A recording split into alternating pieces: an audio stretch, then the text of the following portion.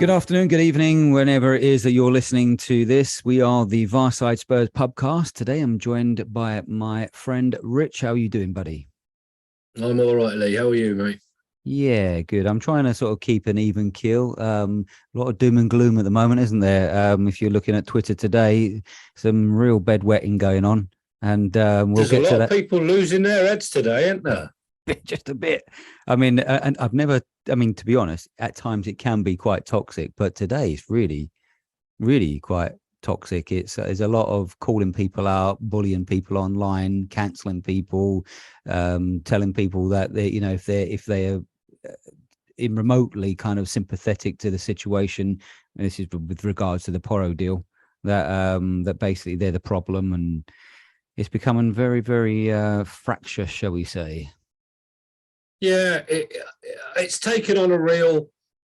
I mean, there's always been this, this sort of undertone. And when things go wrong, everybody does have a bit of a meltdown and it gets a bit shirty. But it seems today to have taken on a much more aggressive sort of nature. There's a lot more, like you say, calling people out. I've seen, some guys that I know that are staunch long-term supporters of the club and are, when it needs to be, and are happy to be critical of the management and the ownership and all that. And I've seen them being called nonces and cronies and and then there's been a lot of the parasite word thrown about today, which really makes me uneasy. I've seen one thread today calling out people, name and shame people who you think are basically on Levy's payroll. Just basically soliciting bullying. It's ridiculous. I mean, how people can just get so wound up and agitated by yet what we don't even know. We don't even know if this deal will happen or not, and probably it will happen. And yet they probably burnt a lot of bridges in these last, since this morning. Yeah, I mean, that particular account, it's funny because that fella blocked me ages ago. I think it was for the crime of being upset that Pochettino got sacked. I think he was, because I was a bit vocal about not being happy about him being fired. And I mean, I had a bit of a pile on at that point, and there was all these, proper football hard men that were like, how does this fella get up in the morning? And it's like, oh, lads, come on, have a word. How does he look at himself in the mirror? Yeah, yeah.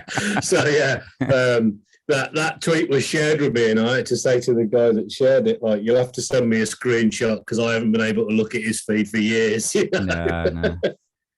Well, we'll cross that bridge a bit later on. But let's start with something a bit more positive because we've had a couple of pretty decent games. So we'll go straight to the Preston North End game. They were a team, weren't they, years ago that were like one of the very elite teams back in the 60s, back in when we were really good as well. But they, and I believe we pinched their kit, didn't we? So I've heard a few people talk about that. Yeah. I should know more about it, but that's what I've read up, that we more or less kind of took their kit and because we liked it. Yeah, well, I mean, that's... Because I think to start with, we played in blue and white, didn't we? Like the sort of Blackburn colours, as you'd understand them now. They're the original lily whites, aren't they, Preston North End? Yeah, so a bit of history there. And the first half, what were your impressions of the first half, mate? Strangely, I followed the first half, and I had the live game on, but I had the 5 Live commentary on because there was something wrong with my telly and it was all out of sync. So I put the radio on and muted the TV. And I think the most entertaining thing that I sort of experienced in that first 45 minutes was listening to Chris Waddle mangle Dejan Kulusevski's name. It was like listening to David Pleat. It was comical at times, but deeply disrespectful in one respect. He does make you laugh. It wasn't really the most enthralling. Again, it was a very Tottenham first half, wasn't it? Yeah. Now, I mean, to be fair, I mean, one thing, if I'm trying to look at the sort of positives here, is that I agree. I thought the first half was a bit boring. Let's face it. But we had control of the game. Like we had lots of possession, just didn't do much with it. Just couldn't quite work out how to sort of open that door. Kulusevski, I thought, looked promising, but still a little bit rusty. Bentancur couldn't just quite get it to happen. It was like one of those Götze moments, wasn't it? Really, we were really trying, and nothing was quite coming off. But it felt to me, despite some of the bad takes that you're looking at on Twitter, that it was coming. Oh yeah, very much so. I mean, I know Son was probably a little bit unlucky not to have tucked that one away that sort of went across the keeper. Yeah. But yeah, I mean, if I'm being, a bit more kind and a bit more positive, we did move the ball about a lot better than we have been doing. I guess that was helped by the fact that they didn't come at us like I thought they were gonna. Mm. Yeah, I really thought they were going to sort of come out of the blocks and try and unnerve us, and they just stood off us a little bit and allowed us a lot of time. And at times it almost looked like we were sort of going, what's this having time on the ball business all about? Well, I think if like we nicked their kit, I think they nicked our style, because they didn't start playing until that we went a goal up. Yeah, very much that, wasn't it? I mean, it was the second half was a cracking game, really. Yeah. It was. We started to. So I think. I don't know. It looked as if Kulusevski sort of shook off some of that rustiness a little bit. He definitely grew into the game, and as did a few of the others. Like Basuma, I thought in the first half looked awful. I thought nothing was quite working for him. But in the second half, completely different player. Yeah, it was. It was. I mean, a lot is said about what the manager says at half time. I have mixed views on how much influence a manager can have on a team partway through a game, but it did look very much like they'd come out with the instruction to get out of first gear. As the second half started. So certainly Basuma and, dare I say, Sessegnon had far better second halves than first halves. Although I'd say probably Sessegnon didn't have a good half either side, really, to be honest. He was better in the second half, but I wasn't convinced by him overall. He just looked like a championship player to me, but that's so sad. It is a strange and almost upsetting thing watching him regress as a footballer week in, week out, isn't it? It's strange because, I mean, we all guess, but we've heard the rumours that a lot of his game is based on confidence and he doesn't have much. But when will he ever get it? It seems to be at the moment what are the sort of circumstances that he will ever feel confident, and will, when the going gets tough, can we count on him? It's strange because certainly at the start of the season, many of us, and I sort of talk for myself mostly here, thought that one of the most positive things about having Perisic at the club was that he would perhaps be, a coach for Sessegnon and bring his game on and allow him to grow, whilst also taking the pressure off him, as a first team member. But the opposite seems to have happened, doesn't it? Yeah, absolutely. But looking at positives, that Son's first goal, that was an absolute vintage goal from him. That was one that got me out my seat. I jumped up at that point. That was absolutely sublime, the way he curled that in. Like Son of old, wasn't it, really? Yeah, it was lovely. And I mean, you talk about players growing into the game in the second half. We really saw that from him, didn't we? That by the time they bought him off, he had been playing, if not at sort of peak Son, at least not so much a shadow of his former self. Do you think the change of system where he had a different role in the game was one of the reasons, or there are other reasons, do you think? Well, I think so. I mean, I think possibly a combination of that, because they did switch him and Perisic over, didn't they, in the second half? And that, that obviously did, without wishing to state the bleeding obvious, it did solve that finishing issue that we'd had in the first half, where we'd get the ball up to the 18-yard line and then kind of stop. And So it might well have been, at least in part because of that. But I think it was, this in itself was helped by the fact that he did have an awful lot of space. That, their sort of rear guard allowed him to drift in and out of pockets of space in a way that I think he needs to be sharp and fully focused and probably a little bit like what we're saying about Sessegnon. He needs to have his confidence up. He needs to have his tail in the air to be able to sort of make that space and create those gaps in the Premier League. But he was afforded the time to do that by Preston, to his benefit. And I think, there was a lot of talk in the commentary about, him being back especially after he scored the second goal. This is the son of old, and this is the, what we've all been waiting for. And I wouldn't like to jump the gun too much and say that that's definitely what we're about to see. But certainly as that second half went on, you could see his demeanour change. Yeah, he looked like the senior player. I know Sanchez was the captain for that game, but he looked like he took it, the mantle on of being the leader, really. And a second goal was a lovely goal as well, nicely taken. Again, bit of confidence there, I suppose, to take that one.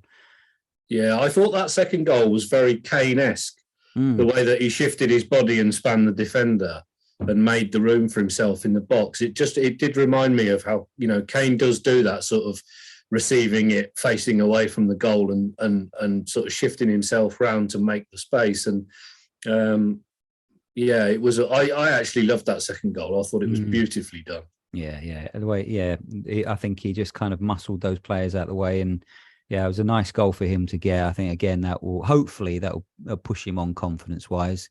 And then we get Danjuma, who comes on, the debutant, and ends up getting a goal. Do you reckon he meant it?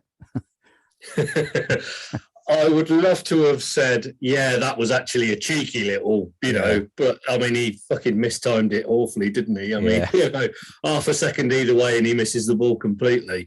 But he don't care, and nor do we really, do we? No, that's it. As long as he's not a Mido, scores one and that's it. That's his career over, basically. But I got a suspicion that this guy seems to be sort of full of confidence. Rumours are he's fancies himself somewhat. So maybe getting off to a quick start like that would be will be a good advantage for us. Yeah, and I mean it was something that was picked up in the commentary as well, that when he was on the pitch, he was constantly shouting for the ball to be played through to him and berating the side when the ball was going out the other way or the move would break down. He was offering and making room to receive the ball in the final third. And I mean, really,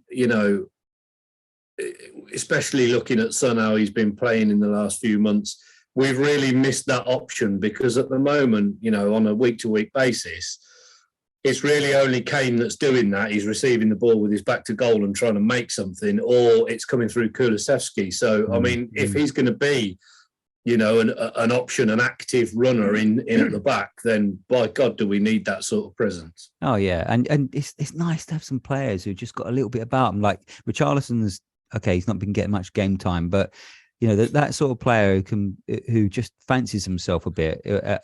You need that sort of player, the one who's a bit edgy, maybe a bit spiky around others, demands stuff all the time. That we haven't had a lot of those players over the years. We've had a few, really, good players, but a bit nicey. Yeah, and I think the advantage with him, perhaps over Richarlison as well, is that. Richarlison's come to us from Everton and he was at Watford before then. So he's quite well known in the league. People that he plays up against have been playing up against him for 2 or 3 years constantly, So although he is dynamic and he's cocky and he's talented and he's all of these things, he's almost a known quantity. Whereas Danjuma, although he has played for Bournemouth in the past, he's coming to us from a different league, and there is a window of opportunity where people are going to have to try and work his game out as he establishes himself back in the Premier League, that I think that will afford us and him possibly a bit more, I don't say leeway, but a bit more opportunity. Hopefully they don't work him out until we've won the FA Cup. That'd be nice, wouldn't it? It would, yeah. I'd love to see us lift it. I'm going all Kevin Keegan here. Yeah. No, do you know what? Obviously, tonight's the draw, isn't it? But if we get a kind draw, if we avoid Man U and Man City, we got a great chance. Yeah. I'd rather play Man City now than get them in a final. Yeah, that's true. Yeah, that is true. Yeah, because they'll play their first team then, won't they, really? Yeah. Yeah. Yeah. I mean, you know, we've had them a couple of times already in the last couple of weeks. We've got them again, you know, Sunday weekend, or whenever it is. So, talking about first teams, we rested quite a few players. What did you make of that team selection to begin with? What were your first feelings when you saw that lineup?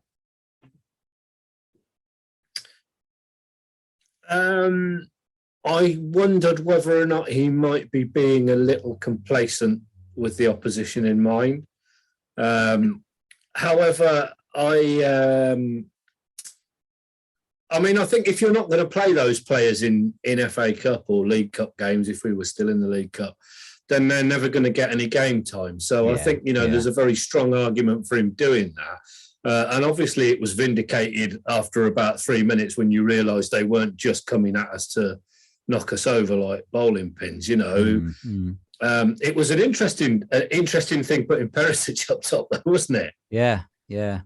I mean, I quite liked it when I first saw the team sheet. I thought, oh, there's a lot of changes. Go one or two ways here. They could be hungry for it, or they could be really disjointed. And I think first half was a bit more of the latter. But having said that, I thought in the end it worked out actually a really good choice, because now we've got players like Lloris, Romero, Kane, Højbjerg all nicely rested for this game on the weekend. It's a calculated gamble because it could easily backfire, but you know, but in the end it proved to be the right one, I think. Well, I mean, I think the other thing is in context, isn't it? You know, that we all talk a lot about the strength in depth or lack of our squad.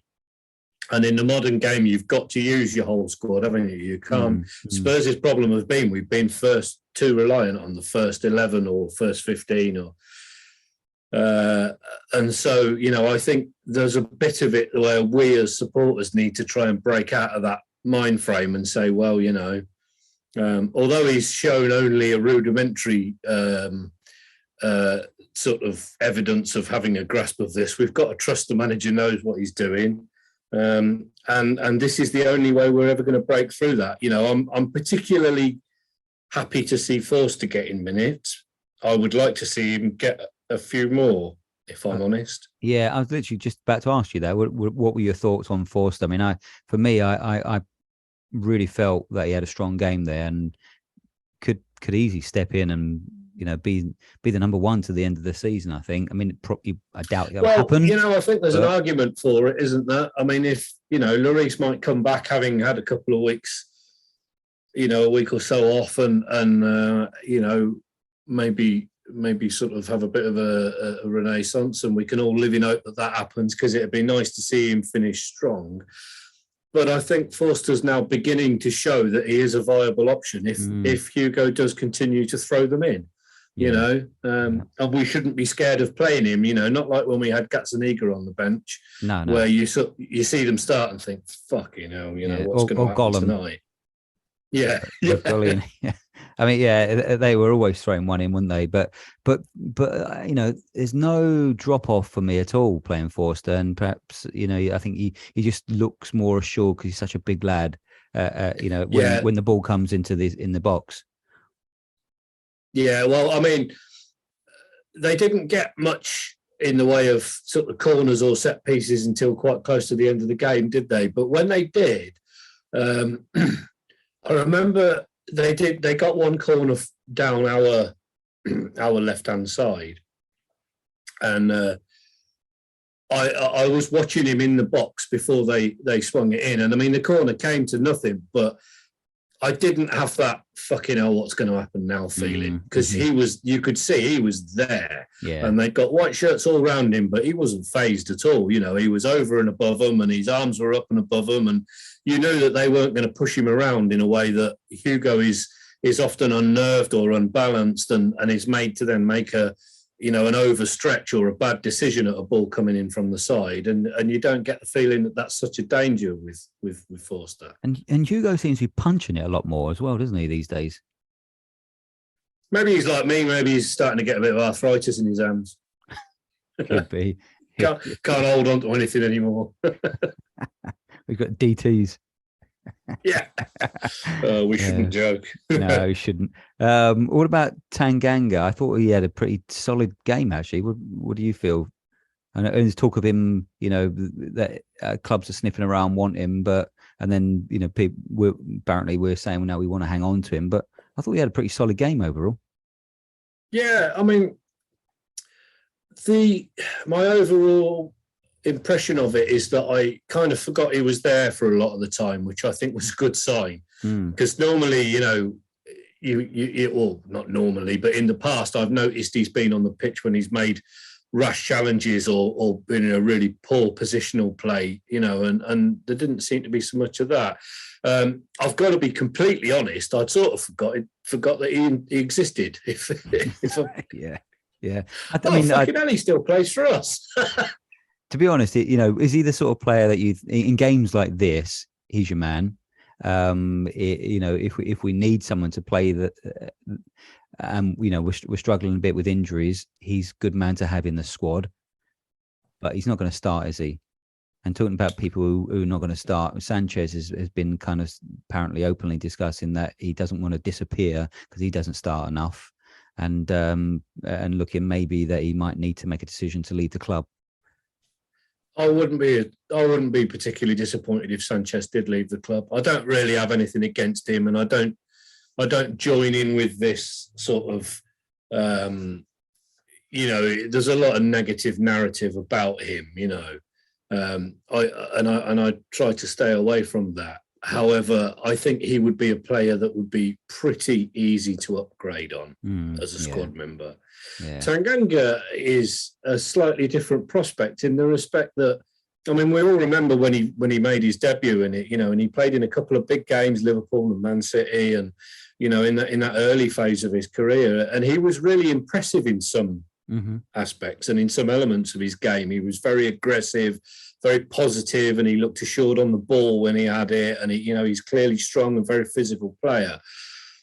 And I think it's a shame if either that early promise has not, that he's not been able to transform it into proper established talent as part of his game, whether it was a mix of adrenaline and almost beginner's luck, really, that he did well when he came in.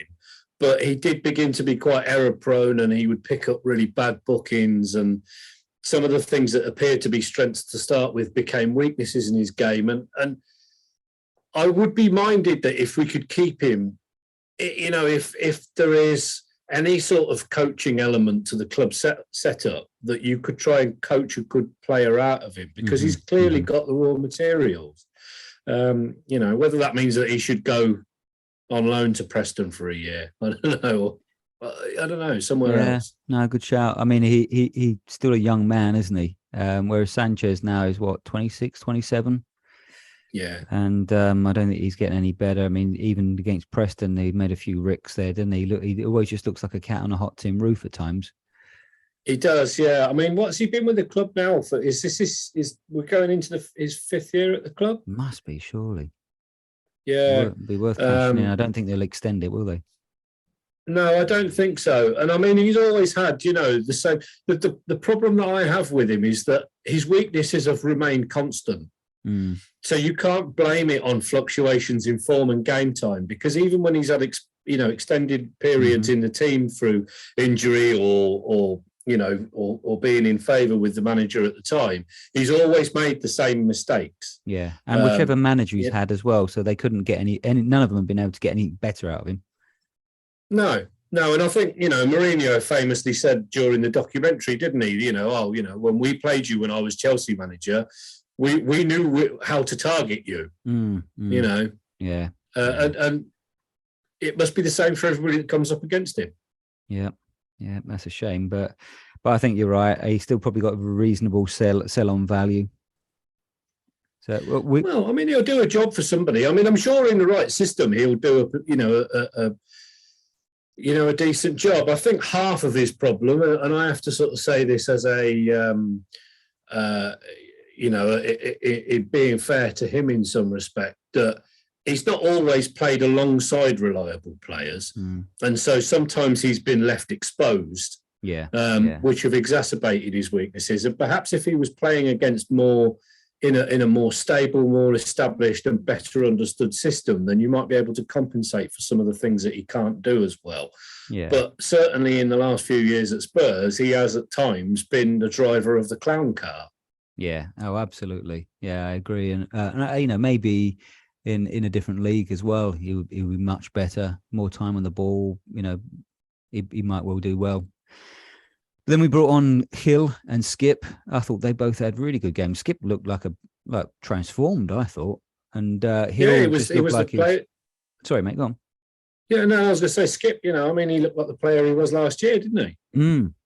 Yeah, I mean, at times he was like flicking it over his head and all sorts, he just really looked like he was bossing it. But I wonder, because at the moment, maybe that's his level. I'm not, not being disparaging, because I think he's got a very high ceiling.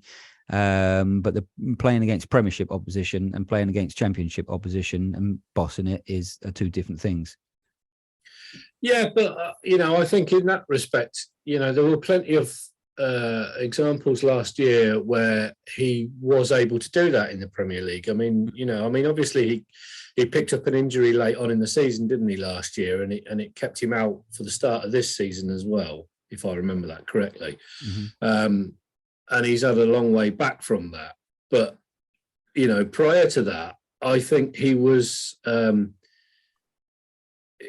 he was a really, really good, solid player in that midfield, mm-hmm. and certainly no worse than the other options that were vying for the same position in the team. Yeah. I hope you're right. I really would like him to replace Højbjerg, but we will see. Well, I think he's got more in his game than Højbjerg. Yeah, I think so. And although, the Højbjerg debate is a really tedious one, it's another one of these dichotomous things with Spurs at the moment. You get people that think he's some sort of fucking Viking warrior or whatever he is, and then the other half of the fan base thinking, he's like a raffle winner and he shouldn't even be in the squad. And yet the truth lies in between the two things. And I think, perhaps that Højbjerg will probably do better at a club where he has played in a more advanced role per se. Certainly in that deep midfield, it seems to bring out the negative elements of his game, whereas Oliver Skip tends to be a little bit more proactive. Yeah. And then I've mentioned Skip, Hill as well. He came on, played well, fans were singing his name, and we promptly loaned him out. Has he gone? Yeah, I think so. I think it's been we've had a here we go. He's done his medical and he's off to Sevilla on loan. Yeah. I didn't know if it was actually going to happen. Yeah, well, you never know now, do you? Really, to be honest, but it seems so. I think it's pretty much confirmed. He goes out on loan for us to the end of the season, but with no option to buy. That we still want to keep him. Yeah, I think that's a shame, because I think he really has shown a lot of development. Yeah. And when we have seen him, this season, I think it was Fulham he did particularly well against. And, certainly last year he turned up and you thought, what the fuck have we got here? He went away for a season and obviously bulked up and developed his technical game as well as his physical development. And I think there's a making of a really, really good player there. I would have loved to have seen him stick about. Well, the games we've seen him play, I would say he looks a lot more robust and resilient. I know the sort of cliche is that he just gets knocked off the ball and he's a bit too lightweight, but actually he's shown that he's more than capable of holding his own. Even when he does get knocked over, he gets straight back up. He's exciting. He seems to make things happen. So I'm pretty surprised we haven't kept hold of him. But if we're not going to play him and he's going to just be concerned about his game time, maybe there's an element of him also asking, look, I'm not getting enough game time. I want to play. And we might be saying, I suppose, again, reading the tea leaves here, yeah, okay, but we're not going to sell you. We still want you. But, yeah, go get some game time. Yeah, and I mean, if that's the right decision, then, with the benefit of hindsight next season, we might think, actually, yeah, that was the making of him to do that. I wonder... One of the reasons I wasn't entirely sure if he had actually gone is because I've not been following it minute by minute. But, I wondered whether or not his going out was in some way linked to Porro coming in. And, of course, that all seems to have turned into a circus. So whether or not, that the one was codependent on the other, I don't know. But it'll be a shame if he has gone. Should we jump ahead, actually, to the transfer window then? Because that slams shut tomorrow. And of course, Porro is the big name that everyone thought was done and dusted. Have you seen much of him? Do you know, much about the player? No. Nope. It's typical, isn't it, that we were all going absolutely crackers. I mean, and I've seen people losing their absolute minds over this, even people that I think are pretty sensible. And yet, how many of us really have seen him and know his game? But apparently, he's going to absolutely change everything for us.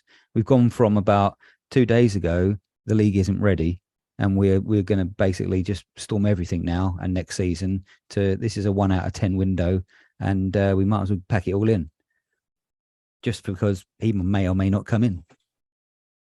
Well, I mean, this is why I consciously don't get involved in any of it all, because like we touched on at the start, the way that people have descended into this kind of, it's gone from pearl clutching to people, they look like they're hanging on the edge of a cliff by their fingertips, the way they're going on. It's crazy. And the whole thing's ridiculous. It is ridiculous. It's totally absurd. I mean, the same accounts you see that are absolutely laying into Daniel Levy are then in the very next tweet begging him on their knees to sign someone, as if he's watching and listening, but they're absolutely mullering him in one tweet, and then absolutely pleading and begging with him on another tweet. It's just total absurdity. Yeah, it's this sort of collective insanity, isn't it? Really is. It really is. I don't understand it. I don't know whether or not it's more to do with me just getting a bit older and going, oh, well, I can't control any of it, so I'm not going to get excited or what have you by it, because ultimately the only loser is going to be us, because you're either going to be sat there at midnight tomorrow night crying, it's that sort of, I always think of that guy, with the Goldado shirt from years ago, who's going to rip the league up, and fucking look at all these players we've bought, and then what happened with that, So I just think, like, the club is neither going to dominate the league or go out of existence based on 2 or 3 players that might or might not sign. Exactly. I don't know. I don't know if it's because we're long in a tooth, we've seen a lot, or it's because a number of things that have happened to us over the last couple of years that we kind of like, it's not the worst thing in the world, is it? Like, let's just get a bit of context.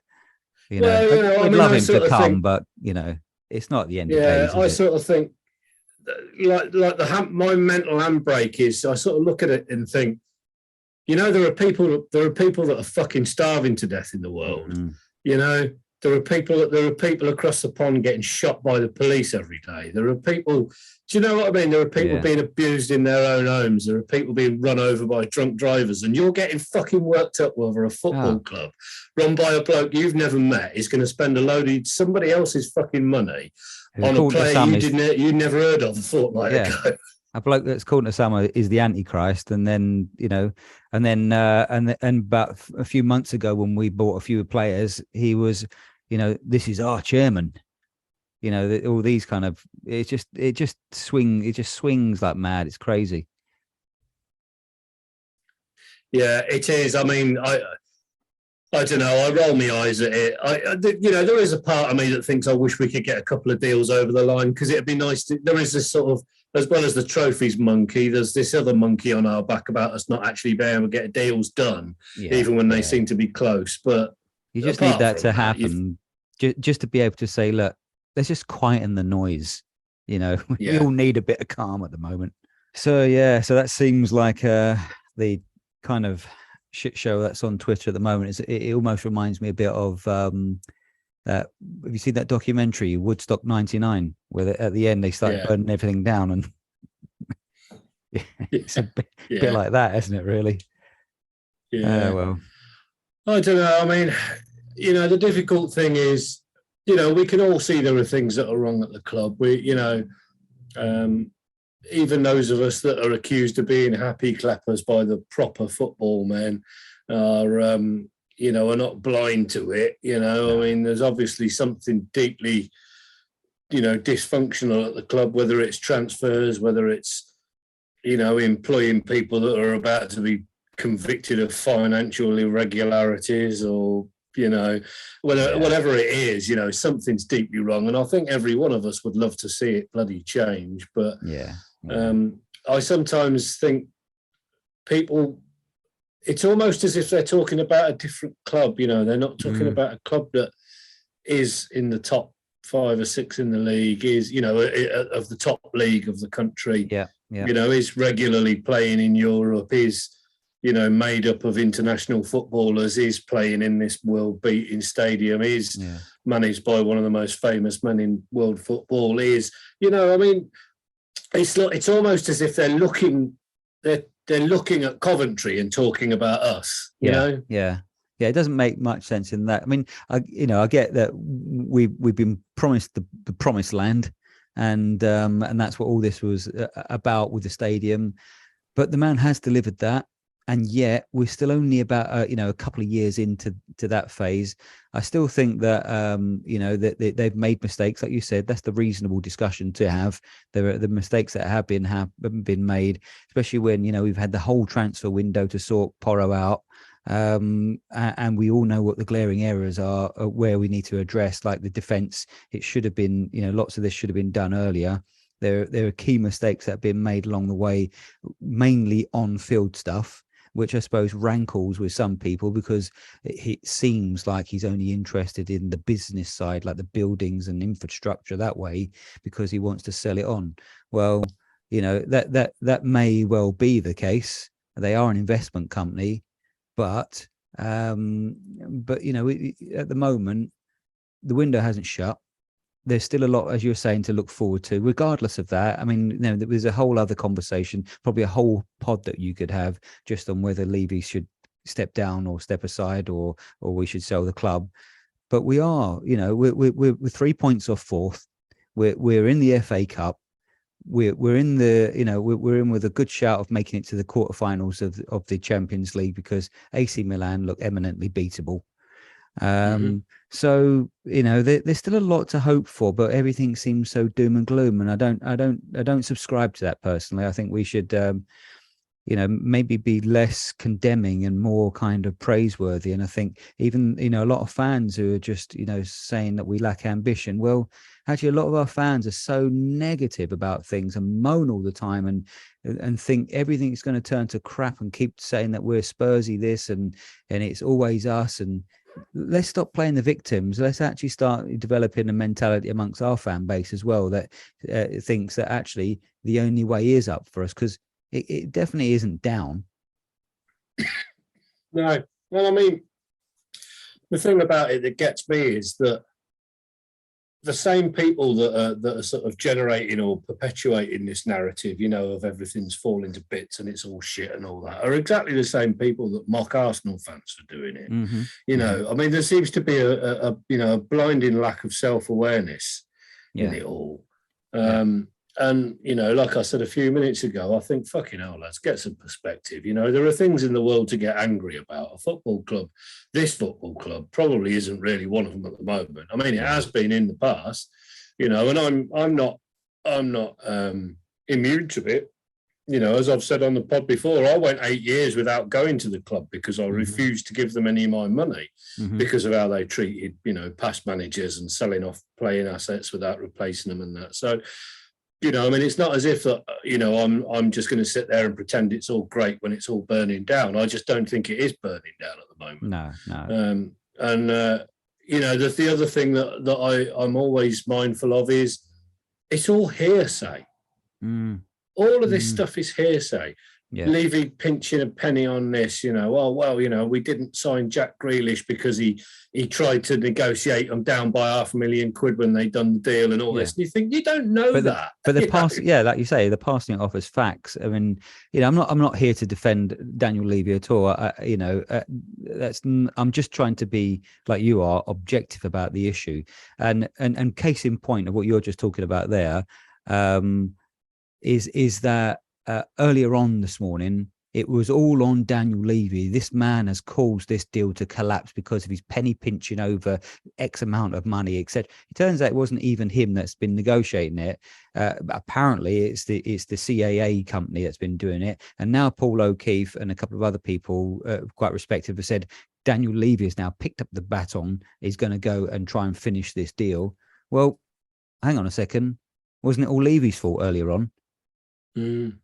But he's the man now trying to sort it out. So, but they're happy to pile on because that's the narrative. But then, and to be honest, and I think Darren Kilpatrick said this again, that it wasn't Paratici or anybody else that got Conte into the club. It was actually Levy. Levy went and made it happen. So, there's a time to question, and there's very valid questions to be asked of the man. But there's also a time to be objective and sometimes, also to be kind. There's a lot of horrible stuff going around at the moment and people calling each other, see you next Tuesdays and fighting and all this.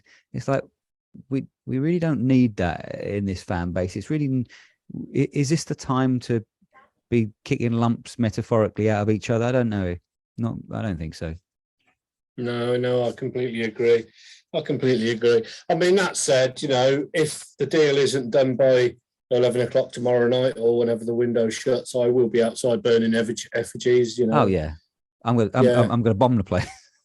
Yeah, absolutely. Yeah, burn it to the fucking ground. Yeah, absolutely. Yeah. I know we many a true word said in jest, but that we can all be fickle. I know that, but ultimately, you do have to get some perspective. So do we reckon anyone else is coming in? People would. Huh? Do you reckon anyone else is coming in? Or do you reckon that's it? If we can get Porro done, that's business done. Yeah, I think, you get them two players in, I think the calibre of anybody else that we're going to need to bring in, we're looking for a solid centre half. We're looking for somebody long-term to go on the left because, Perisic is 500 years old. We're looking for a goalkeeper. And I don't think you're going to sign anybody really of the calibre that we need to sign for those positions in a January window. Yeah, nail on the head there, I think, mate. That's what we've got to do now is upgrade what we have, not just do like for like or just squad fillers. And upgrading is, all of those players are going to be huge investments and they're very seldom sold in January. I think we just have to try and be patient, which is what Conte's called for, patience, thinking about another thing that Conte's called for, I wanted to just pick up on something else. I know I mentioned it last week, that Conte's had this line for a while now about everybody suffering together. And then that had sort of seemed to have vanished from the narrative. And over Christmas and into the new year, he started saying it again. And then Harry Kane came out when he was talking about the players all having their big group meeting to try and sort things out. And he said it, we know we've got to suffer together. And on Saturday after the game, Son said it in his BBC interview, we were all out there suffering together. There's obviously a party line that's being developed on this.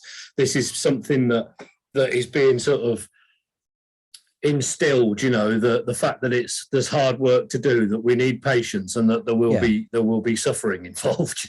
Yeah, and it doesn't a smack of someone who's about to chuck it in, especially when he himself on Instagram, I mentioned this last pod actually, but that he's tweeted out or messaged out on Instagram # all in this together number of times, a couple of times now recently. So I think that would suggest that maybe he isn't going anywhere. Maybe the fact that he hasn't signed a contract, nor has Kane, is because of everything's so busy at the moment. You could be generous in that. I think it's a little bit destabilizing, to be quite honest. I think maybe he should see past that, but it also could be that he's testing the club's resolve. How much do you want me? Let's see what you do this window. If I feel that you really tried, that's maybe what I can ask for. Well, I mean, the other thing, this sort of comes back to a little bit to what I was saying about everything being hearsay. We don't know whether or not the club have not said sign the extension, because it's the club that have the activation clause, isn't it? To extend his contract. And it might be that it's the club that are equivocating and saying, we've got our guy from Argentina sitting over there twiddling his thumbs. We don't need to buy him out of a contract. If this doesn't look like it's going to pick up, then we will just let you go. Thanks for your work, Antonio. And it won't cost us any money. And so, the other side of that argument is that we don't know which side is equivocating, whether it is Antonio Conte or whether it is the club. But I would say, like you've said, it is a bit destabilising. I always think of Redknapp's last year because everybody thought he was going to go to the England job at the end of that season, and that was the mind the gap year when when we were miles ahead of Arsenal and ended up losing about 11 games on the trot, didn't we? And I think a lot of that was to do because they thought he was going. Yeah, exactly. And players' heads, turn, or they switch off because of that. I don't know. I mean, it could be a number, all those situations. It could be, myriad, to be honest. But it might be that's what we always thought in the first place, that we gave him a 1.5-year contract with the option to extend in case Pochettino picked up something else or wasn't quite ready for it or whatever it is. But the idea was that in a 1.5 years' time, that's where we were going. We were going back to that because he would have been out of his PSG job. I don't know. I mean, again, this is all hearsay. It's all guesswork. So none of us really know. Only Daniel Levy and probably Paratici know. Well, I mean, how easy is it as a thought experiment to say that we could, create an aggregator account and start tweeting out that the reason that there hasn't been an extension signed is that Pochettino and Levy have already done the deal on the quiet. Yeah. There was all that talk of him coming back when he was still at PSG and that he wanted to come back, and people have been speaking to Jesus Perez, and he'd said, he wants to come back to Tottenham. And Pochettino said in the press in the last few months about why he didn't buy Harry Kane for PSG because they'd offered it him, and he said, I wouldn't do it to Tottenham, and I still love the club and all that. How easy would it be for us to create that narrative and see where it easily went? Easy. And you look at it also, anytime those management team send a picture out of themselves, they're always in their Spurs kits. Yeah. Always, Exactly. So, right. Anyway, I mean, to be honest, also on another matter there, that where else could Conte even go, though? I mean, you got to think of that as well. So the odds are probably in the club's favour. I mean, there's nowhere in this country Conte goes, is there? Where else on the continent is available at the moment? Not sure. Juventus just been docked 15 points, and there's a stink of corruption around them. He's not going to go there. Who else is going to pay him 15 million quid a year either? Yeah. So I mean, he is a world-class manager. We want him to stay, want him to build, I'm sure. But his hands possibly, he's got to be careful he doesn't overplay it if that is indeed what he is doing. Yeah. Well, it'll all come out in the wash within the next few weeks, I think. Yeah. If we come crashing out to AC Milan, the atmosphere around the club will quickly turn sour. If we do continue to have patchy league form and we get a hard draw in the FA Cup and we're out of that, in a month, his situation could be untenable. Yeah. I mean, I always find it quite revealing that ex-players and ex-managers never do hatchet jobs on the club afterwards. No. You've not heard, I can't think of a single player actually or manager that's then stuck the boot into the club afterwards. They generally have positive things to say about their time at the club. So if that's the case, it can't be all the shit show that's a lot of people seem to be making it out. No, I mean, the only one that really stands out for me in that regard is young Redknapp Junior likes a bit of a jibe and a dig, doesn't he? And I get the feeling that he thought we were lucky to have him as a player, you know, because he's very much a Liverpool man, isn't he? You know, through and through. And he's one that's quite quick to criticise. But I note that he does it on his dad's behalf. His dad doesn't do it, you know. But you know, him aside, you know, you're right. You know, I mean, even people Redknapp Senior does speak generally positively when you think, you know, the way we quickly got rid of him, considering, you know, he was caught in England and we just went, right, okay, that's it, Sherlock gone. He probably felt like he could have clung on there because that job didn't come off and he was doing a decent enough job and he had us over a barrel. Levy wasn't having any of it, so he probably has the most, you know, to grind with the, you know, in terms. Well, I mean, so going back to what I was saying a few minutes ago about, you know, I had those 8 years where I didn't go to the club, and that was because of what happened to Martin Jol. And anybody that knows me, you know, Martin Jol was what I adored the man, and I still do. And I thought the club treated him appallingly.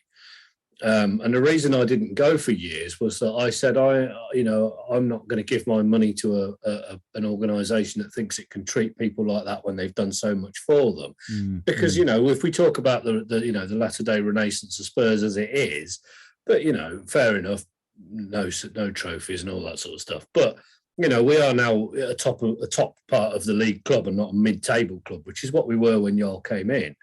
You know, he gave us European football back and really put us back on the map. And as far as I'm concerned, it was Jol's Tottenham that won that League Cup. It wasn't one day Ramos's Tottenham, you know. And I thought they treated him appallingly and said, that's it. I ain't going until I've heard some sort of recognition of this, you know, an apology or some statement of regret or something like this from the club saying, actually, you know, we didn't do right by Martin. But I found out latterly that in an interview that was never aired, I spoke to somebody that spoke to him, and he said, look, you know, the truth of it was that Daniel really looked after Martin after he sacked him, and he looked after him and, you know, settled a lot of his bills with his house. And I think he sent his daughter to university or did all these various things. And on a personal level, he really did sort of make it right. And that's what caused me to have a rethink and come back, you know. So, I mean, that was the one I think was most apparently badly treated. I think everybody else really has got what they deserved, either through the performances of the side or the fact that they were Tim Sherwood. And really anybody, you know, it's like a coyote moment, isn't it? If you wake up in bed next to Tim Sherwood, you're going to chew your own arm off so you don't wake him up before you leave. You know? Yeah, I mean, I've heard loads of those stories as well. You know, again, Levy's meant to be this, you know, miserly Scrooge-like penny pincher, but, you know, he bought Pochettino a car, didn't he? He bought him a really nice Bentley or something. And there's lots of these stories that he's taken care of people, made sure they've got a house, players that needed it, looked after their families, ex-managers that have left. He still continued to kind of sort them out and generally been, you know, a really sort of good all-round person, you know, contrary to this kind of devil-like Shylock character that a lot of people seem to want to paint him as. Well, it's almost as if it's bollocks, isn't it? Yeah. Let's say no more. Yeah, it's be like witch hunt. Anyway, on that note, let's do a quick prediction for the City game, shall we? I think we're going to turn them over this time. Yeah, and I think we've got a good chance. Depends if Porro's in. If he comes in, I think that could be a you know, real good fillip for us. Well, here's the question: Porro starts the Man City Spurs game at the moment. Who is he more likely to start for? Well, it's got to be King Emerson, surely. No, I mean. Oh, you mean which club? Yeah. Right, I see what you mean. Yeah. Sorry, a bit slower there. Yeah. That's bollocks, and he's not going back to City, no chance, because they've got a clause anyway, haven't they? So they would get him for practically like buttons, because they're part of the money that we pay them goes to City anyway afterwards. So They could easily have activated that and got him for about like 15 million or something, couldn't they? Yeah.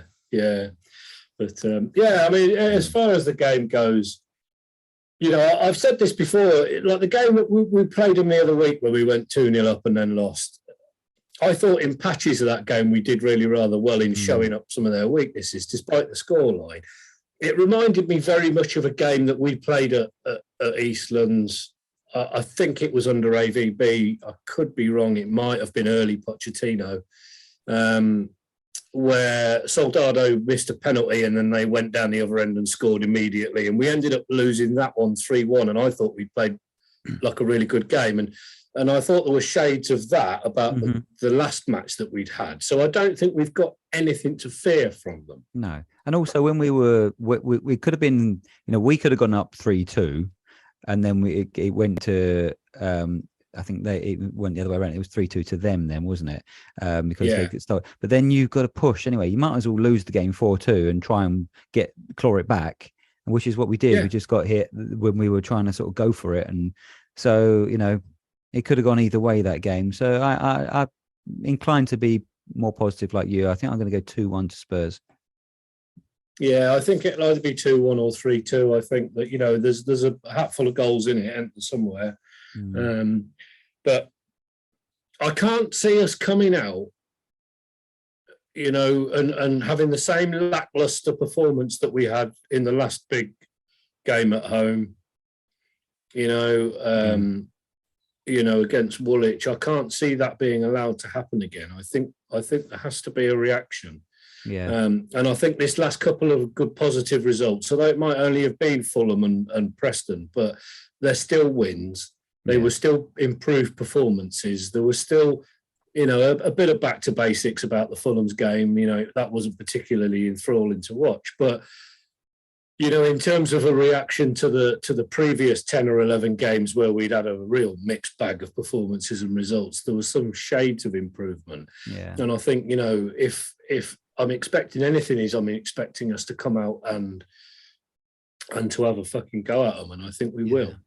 I think so. The only thing that might put a spoke in the wheels is if the Porro deal keeps coming back to that. But if the Porro deal doesn't come off, will there be a bit of a toxic atmosphere at the game as a protest? There's already been. I think there'll be a toxic atmosphere anyway. There's a lot of talk of about half a dozen people walking out after a few minutes, isn't there? So yeah, that would be noticed. Well, there's probably going to be 5 blokes and a bit of cardboard outside the shop before the game, and like I said, I was at the home FA Cup game, and there was a bit of toxicity where we was sat. Yeah. So I'm expecting that anyway. Yeah. But I think if a reasonable showing on the field isn't going to silence that, but it might get drowned out in other things. Yeah, well, if they go out there and just really turn it on, then I think it probably will silence it. I think enough of the fans will be excited by the fact that we look like we might beat City. Then I think that's probably the best way to quieten it all down. Yeah, well, it's the only way, isn't it? If they can start doing the talking on the pitch again, everything else will become irrelevant. Yeah, exactly that. All right, we'll wrap it up there, mate. I'll do a quick shout out to Redemption Brewery. I got a nice little selection from them the other day. Always good. New labels they've got out as well. Lovely. So, I think I'll probably pop along there actually for the Sunday game. You going? No, I won't be. I'm away this weekend, so I should be listening to it somewhere in a field on the radio. Yeah. Very sort of old-fashioned supporter that I am. Yeah, sometimes that's good though.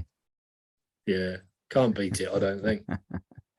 All right, buddy. Well, on that note, Coys. Come on, you Spurs.